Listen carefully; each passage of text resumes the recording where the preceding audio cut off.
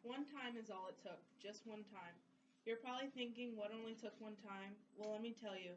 On March 28th, 2015, my best friend's life was taken from him at the age of 17. And when I say it only took one time, I'm saying that it only took one time for him to look away from the road for a split second to check his phone, and in a blink of an eye, his life was over. He was driving home from a friend's house one late Friday night, and he decided to look down his phone like he had probably done thousands of times before, like many of us, I'm sure, have also done. Except this time, when he decided to check his phone, he lost control of his car, drifted into the oncoming lane, and had a head-on collision with another car.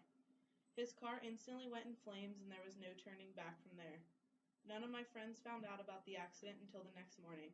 When I found out, I could not believe it. I couldn't believe that my best friend had died because of simply looking at his phone.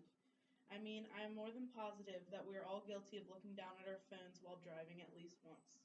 But since my friend's accident and death, I have taken texting and driving very seriously, and I believe everyone else should as well. Texting and driving has become one of the number one causes of death across the nation. And to resolve the problem, the government should enforce and/or create stricter laws, and you as my audience should realize the drastic dangers of texting and driving and stop. Over the years, technology has clearly become more advanced and is slowly taking over people's lives.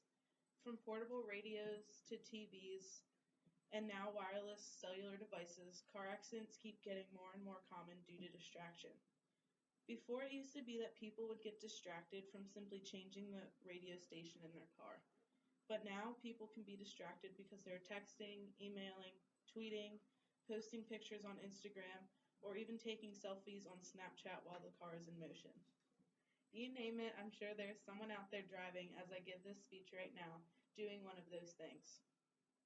Back in the 1930s, there were constant battles in the courtroom discussing whether car radios should be allowed or not in cars since they are considered a distraction. But now, 80 some years later, the radio is no issue. Instead, now courtrooms are dealing with the use of cell phones while driving. In recent studies conducted by Utah University, they have found that texting and driving is worse than drinking and driving. Now, I'm sure that many of you would not dare to get behind the wheel after having a few, since we have been preached to our entire lives about how dangerous it is. But many of you would never think that texting and driving could possibly be worse.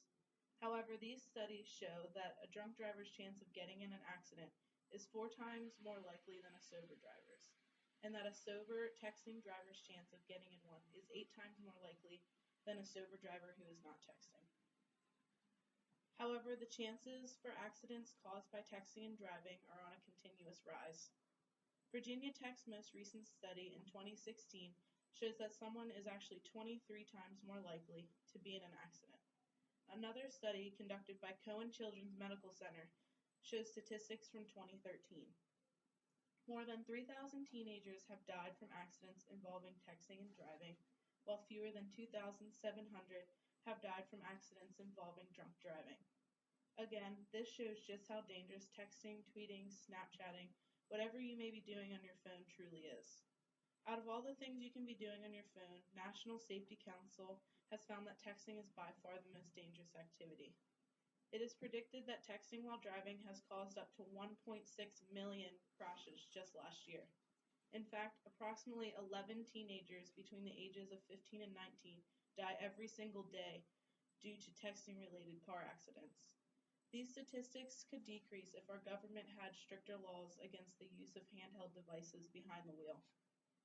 Year after year, as technology is advancing, states are beginning to realize the dangers of cellular devices. Many states are beginning to create laws that prohibit texting while driving or the use of cell phones behind the wheel altogether. To date, there are 46 states that have laws that ban texting while driving. Pennsylvania was the 35th state to create this law. However, there are no states that have prohibited the use of cell phones for all drivers. In many states, it is only against the law to text if you are under the age of 18 or have only had your license for a short amount of time. No state can get their government to pass a law that bans all cell phone use for all drivers. In Pennsylvania, many officers have stated that the texting law is very hard and tricky to enforce, so they do not stress about it. Penn Live has interviewed various police officers, and many have said that when this law first came out, they tried to enforce it as much as they could. However, they made mistakes and would pull over people who they thought were texting but were actually doing something completely different. Even though PA has a law against texting and driving, it is not having a huge effect on the statistics. Texting is considered a primary offense, so someone can get pulled over for just texting while driving. They will receive a $50 fine and be sent on their way. Now you may be thinking that our government already has a solution for this issue, but many people do not see a $50 fine as a huge deal. Therefore, people continue to do as they please and text behind the wheel. I believe that Pennsylvania should pass a law that prohibits any use of handheld devices. I also believe that another solution to this major issue could be to increase the fine each time someone gets caught texting and driving. The first time could be a $50 fine, and then each time after that the fine could increase by $50. This would be a more effective way to decrease the amount of drivers who text. By increasing the fine, drivers would get sick of paying so much money and would finally see that it is not worth it to text and drive. I understand that for many people it is hard to go even 5 minutes without looking at their phone, let alone a whole car ride of maybe 45. So as my audience, I ask that you meet me at a middle ground. I ask that you take texting and driving more seriously and realize the dangers and risks of what you may think is a harmless thing.